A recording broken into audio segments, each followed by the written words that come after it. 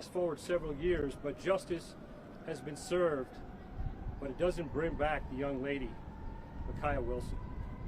My condolences to her and her family, but the Metropolitan Police Department never gave up on this case. It was a combination of good old-fashioned detective work, forensics, and all the tools available to us to bring this case to closure. I want to thank our partners in the U.S. Attorney's Office for vigorously prosecuting this case and bringing it to closure today. Again, we take gun violence so seriously. We've had another young lady lose her life, another 10-year-old recently, Ariana Davis, and we'd like to bring that case to closure. And the people who did that, just know we're coming for you. You know who you are. And investigations, it may take 5 years to bring it to closure. This one won't. We got the best detectives in the Metropolitan Police Department working this case right now, and we're going to bring that case to closure too. If anybody has any information on this investigation, call us at 202-727-9099, or you can text us anonymously at 50411. That'll conclude my statement. I'll open up to any questions.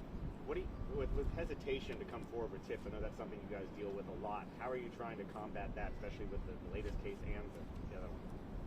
Well, our community has been phenomenal, really, in a lot of our investigations, including the Makiyah Wilson investigation. The community has brought a lot of tips to our attention. They did so not just because of the award, because it's the right thing to do. And corroborating those tips with the investigation that Detective Gus put together and the team was helpful in bringing this case to closure. So we continue to ask the public for their help. We can't do it without the public's help. But, in this case, the defense attorneys argued that there were no fingerprints, no DNA, no kind of physical evidence that really put their defendants there. And I guess the point is here, if you work the case hard enough and you look at all the social media, you can bring a case together even under those kind of difficult circumstances. Do either of you want to talk about that? Yeah, Mr. Graves? Sure. That's absolutely correct, right? And what the community needs to understand, yes, we need information from the community, we want cooperators, but what this case demonstrates is that we have the ability through 21st century investigative tactics to put together social media, to put together video evidence, which is more and more prevalent, and to tell a compelling story that will convince a jury beyond a reasonable doubt of guilt. Can you tell us what the defendants are facing on all the counts to help us out just as far as sentencing when sentencing comes? So I'm not going to get into the specifics of the case at this time. We will be issuing a press release that will have some of that information. But the conspiracy, are you I'm sorry, go ahead, Sam. I have a question for the, hopefully, maybe for the detective.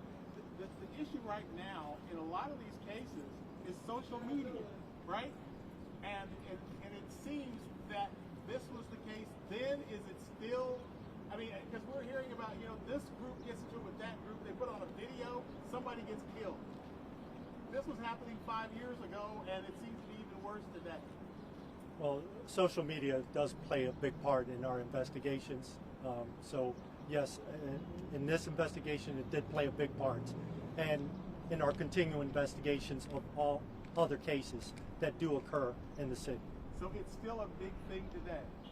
Yes, sir. Is it worse today than 5 years ago?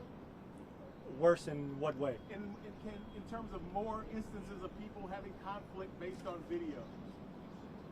I would say a lot of the videos are music-related videos, like on YouTube, which cause a lot of issues between neighborhoods and rappers, so to say, and that kind of starts the neighborhood beefs and disputes.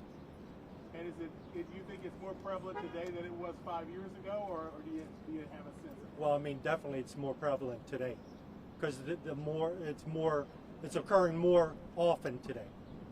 Mr. Graves, are you at all disappointed that Mr. Cobbs was only convicted on the conspiracy count, or does that count still carry some serious penalties? We are incredibly appreciative of the jury's dedication here. As I said before, this trial went in excess of 4 months. They delivered a verdict holding everyone accountable criminally for their conduct in connection with this horrific act. Can you talk about the other two defendants that still are set to have trial, right? So obviously, as you just said, there's still going to be a trial, so we cannot talk about that, but we will present that case with the same vigor that we presented this case. We'll take two more questions. What does this say to the people that have criticized you for not bringing in prosecutions. Does this case speak to those criticisms? So, as I've repeatedly said, we are focused like a laser on those individuals who are driving violence within our communities and responsible for the most horrific acts within our community. And I think this case demonstrates that commitment and that resolve. That is not the only criminal element on which we are focused, but it is a priority of ours. Last question. All right. All right. Thank you very much. Thank you, guys.